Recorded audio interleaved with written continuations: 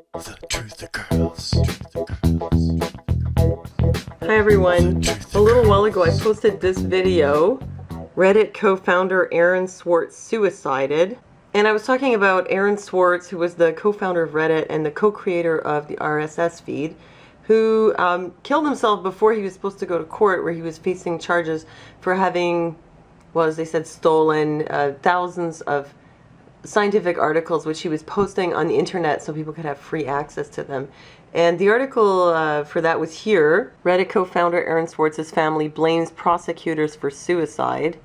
His death was a little strange, but I think there's a good chance that he really did just kill himself, because they were going to hit him with a really, really heavy penalty, like 30 years in jail.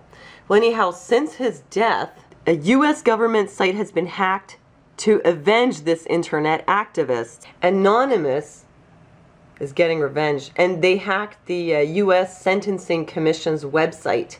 Not once, but twice. They rehacked it again just recently and turned it into a video game, Asteroids. And they put up this video, Anonymous Operation Last Resort, explaining why they did this.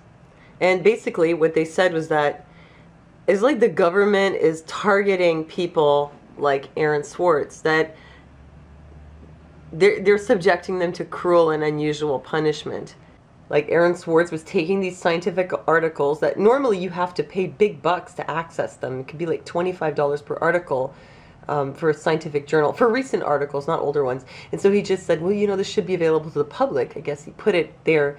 And you know, these companies don't want people getting their stuff for free, and the government serves these corporations. So when they catch somebody like this and they want to penalize him, they're going to really make an example of him, as they would say. And like Anonymous said, this is basically cruel and unusual punishment. And what they said in this video was that they had a nuclear warhead that they would, you know, release, but they're speaking metaphorically. What they have is they've got information. They've hacked into sites and they have all kinds of information that would be very compromising. I think they said a Department of Justice. Or did they say also Department of Defense? Sorry, I'm in a rush and I can't check again. But anyway, the government, they've hacked into their stuff, and they've got some information in there that if it got out, as Anonymous said, there would be some collateral damage. Is it scary that Anonymous is hacking government websites? I mean, what are they going to do? You know, is this just going to create havoc? Are they going to do a lot of damage? I don't think so. I think so far, all they've done is they've exposed the damage that the government's been doing. And here's one last article I'd like you to see. This is from Prison Planet. Hacked emails reveal Washington-approved plan to stage chemical weapons attack in Syria.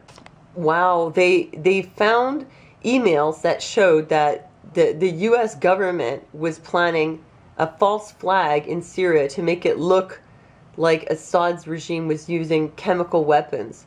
And there's all kinds of evidence that backs it up. Well, they mention here U.S.-backed rebel fighters in Syria had been given gas masks and were willing to stage a chemical weapons attack. So said a report. And a source told Syrian News that a Saudi company had fitted 1,400 ambulance vehicles with anti-gas and anti-chemical filtering systems at a cost of $97,000 each in preparation for a chemical weapons attack carried out by FSA rebels using mortar rounds. You know, it's like they had done all kinds of things that show that there was a lot of hype and preparations about chemical weapons attacks, and now this comes out. And it looks like that's what they were doing, was staging a false flag. You know what I think? I think that there's not really such a thing as terrorists, and there's really no reason to be in war, and there's not really any kind of threat. I think it's just the governments. They go and hire former Al-Qaeda members to go and fight the war on terror. Like, they just create all this stuff. They just go in there, they arm rebels, or they do all kinds of stuff to overthrow governments, like they did in Libya, because he was going against the New World Order. You want to have a gold-backed currency and green the desert? You're dead. They do that everywhere that they do, they just want to get rid of people who get in their way, basically. So there would be no reason for war if they didn't keep going in there and creating these situations. And that's what they were going to do in Syria. So as far as Anonymous exposing this goes, well, I say, you know, good for them. Is that wrong of me? Am I like supporting terrorists now? I think it's good that they did that, that they exposed it. Somebody's got to do it. The government's not going to do it. You know what they do with whistleblowers? They silence them. They had passed all kinds of laws to make it harder for people to whistleblow. And even at the FDA, they do stuff like whistleblowing employees, they get harassed, they get their emails read, they get tracked. And all these things that were put in place for safety are then used against whistleblowers. I mean, the system is completely rotten. The government has a lot of secrets, you know.